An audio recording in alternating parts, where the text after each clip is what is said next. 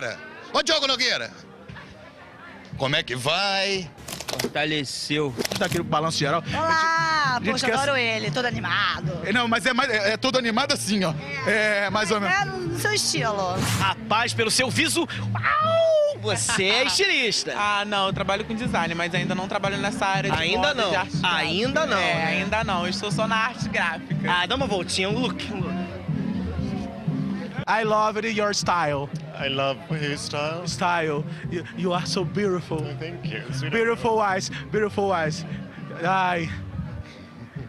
Adorei. I love it. Ui! Para tudo, só um minuto, dá licença. Rapidinho, dá licença, Coreia. Você é feia. Boa noite.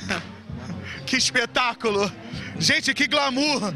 Ó, se afogue na minha inveja. Meu Deus do céu, qual é o seu nome? Samile Cunha. Muito homem gostoso aqui, né? Muito macho aqui, né? É? Eu não sou travesti, querida, eu sou mulher. Você é o quê, então? Mulher, eu uso calcinha. Jesus Maria de Deus. Corta.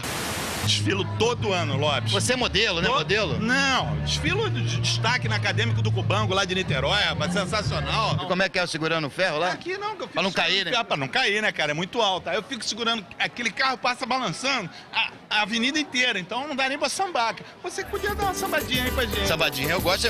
Olha que beleza. Alô, alô, Magnemont, estamos aqui, Ellen Jabu. Maravilhosa, hein? Você é grande mesmo, né? Dá uma olhadinha no meu pé. Aham, eis o segredo. Mas eu sou grande mesmo. eu Seu tenho pé é 40 lindo. pés. Não, o salto. Não, seu pé é maravilhoso. Obrigada. Você é toda ali, você não deve ter nem chulé, né? Não, tem não. Chulé não. E você tem? É muito. Chulé, eu tô suando, já tem chulé. Esse é o jantar das modelos aqui, um bom torresminho.